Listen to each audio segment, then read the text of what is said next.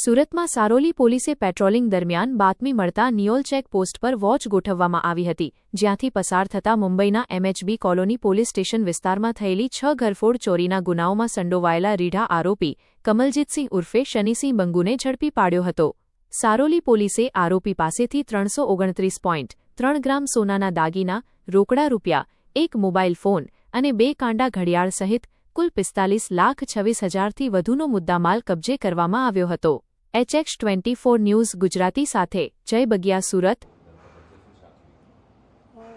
છેલ્લા કેટલા સમયથી સુરત સિટીમાં બોડી ઓફેન્સીસ અને પ્રોપર્ટી ઓફેન્સીસનો કંટ્રોલ કરવા માટે જે અમારી વિવિધ કાર્યવાહી ચાલુ છે, જેમાં વાહન ચેકિંગ પોઈન્ટ પણ છે. અસામાજિક તત્વો જે છે એ લોકોને આઈડેન્ટિફાઈ કરવા, જે લોકો પાસા તડીપારમાં છે એ લોકોને ચેક કરવા, પાસા જે ગાડીને આવ્યા છે એ લોકોને, આરોપીઓને પણ ચેક કરવા, એમની પ્રવૃત્તિઓ શું છે એ ચેક કરવા, અટકાયતી પગલાં લેવા, કોમ્બિંગ કરવું, જોઈન્ટ કોમ્બિંગ કરવું, મેગા કોમ્બિંગ કરવું, આ બધી જે અમારી કાર્યવાહી ચાલે છે એ સંદર્ભમાં જ વાહન ચેકિંગ પોઈન્ટનું અમારું જે સારોલી પોલીસ સ્ટેશન ખાતે નિયોન ચેકપોસ્ટ છે ત્યાં વાહન ચેકિંગ ચાલુ હતું. અને એ ચેકપોસ્ટ ઉપર જ્યારે ગઈકાલ રોજ વાહન ચેકિંગ ચાલુ હતું ત્યારે પબ્લિક ટ્રાન્સપોર્ટેશનમાં ચેકિંગ કરતા દરમિયાન શંકાસ્પદ આપણને એક ઇસમ દેખાયો હતો, જેની પાસે જે મુદ્દામાલ હતો કે બેગ હતી એ ચેક કરતાં આપણી પાસે આશરે 44 લાખનો મુદ્દામાલ મળ્યો છે.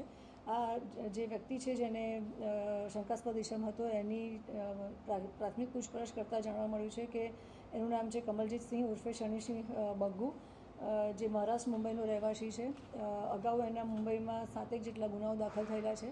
2017થી આ પ્રકારની નાની મોટી ચોરીઓ કરે જ છે અને 4 નવા પણ ગુના દાખલ થયા છે, જેની FIRની કોપી અને ફરિયાદની કોપી પણ અત્રેની કચેરીથી મેળવવામાં આવેલ છે. એની જે બેન છે, અમારી પ્રાથમિક ઇન્કવાયરી જે થઈ અને ત્યાંના પોલીસ સાથે પણ અમારે મુંબઈના પોલીસ ઓફિસર સાથે વાત કરતાં ખબર પડી કે એમનું ફેમિલી અને એમની બેન પણ આ જ પ્રકારની ચોરીની કામમાં સંડોવાયેલી છે.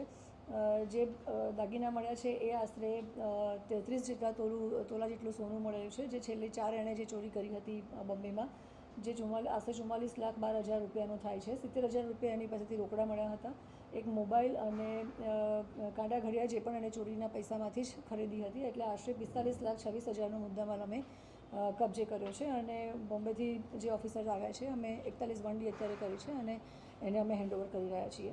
સુરત કઈ રીતે પહોંચ્યો? સુરતથી ક્યાં નીચે જવાનું હતું શું ત્યાં? એણે જે બોમ્બેમાં ઘરફોડ ચોરી કરી અને એ બધો 4 જેટલું ચોરી કરી છે થોડા સમયમાં, અને એ બધો સામાન લઈ અને પોતે ખાટુ શ્યામ મંદિરે દર્શન કરવા માટે જતો હતો. એટલે પબ્લિક ટ્રાન્સપોર્ટમાં બેસી અને બોમ્બેથી બેસી સુરત થઈ અને ખાટુ શ્યામ એ રાજસ્થાન જવાનો હતો અને અમારા વાહન ચેકિંગ દરમિયાન અમે એને પકડી પાડેલ છે. કઈ રીતે ટાર્ગેટ કરતો હતો લોકોને? જે જગ્યાએ ઘર બંધ હોય અને સોસાયટીઓમાં ફરવું, જે જગ્યાએ ઘર બંધ હોય અને બહાર ન્યૂઝપેપર પડેલા હોય અથવા તો પૂજાનો કોઈ સામાન કે ફૂલહાર 2-3 દિવસથી પડ્યા હોય તો એ ટાર્ગેટ કરતો હતો અને રેકી કરતો હતો. અને એ પ્રકારે એ શંકા સેવતો હતો કે કદાચ આ ઘર બંધ હોઈ શકે છે અને એ પ્રકારેની રેકી કરી અને ઘરફોડ ચોરી રાત દરમિયાન કરતો હતો.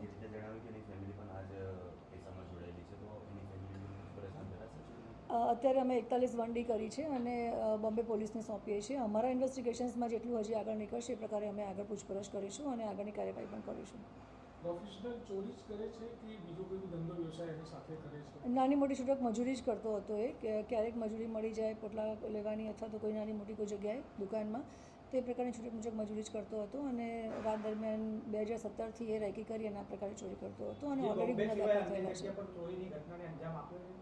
અમારી પાસે અત્યારે પ્રાથમિક ઇન્કવાયરીમાં બોમ્બેમાં જ જે ગુનાઓ દાખલ થયા છે એની જ અમારી પાસે માહિતી છે. એમાં maximum MHB colony police station જે છે બૃહદ મુંબઈ, એમાં ગુના દાખલ થયેલા છે.